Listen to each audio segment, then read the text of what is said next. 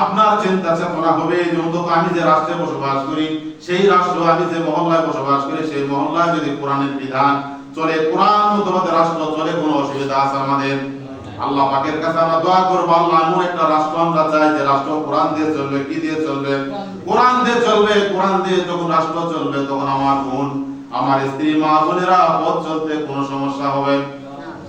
চার মানুষে জানে যদি আমি অপরাধ করে তাকাই, তাহলে আমাকে জিনার অপরাধ যখন ফজর থেকে নিয়ে জহর, জহর থেকে নিয়ে আসর, আসর থেকে নিয়ে মাগরিব, মাগরিব থেকে নিয়ে যদি এশা পর্যন্ত আবার সালাত আদায় করে আল্লাহর ইসলাম বলে মধ্যবর্তী সময়ে যদি কোনো মানুষ কোনো অপরাধ করে, কোনো গুনাহ করে ফেলে, তাহলে সেই গুনাহগুলাই সালাত আদায়ের কারণে আল্লাহ রাব্বুল আলামিন তার গুনাহগুলো মাফ করে দিবে বলে সুবহানাল্লাহ।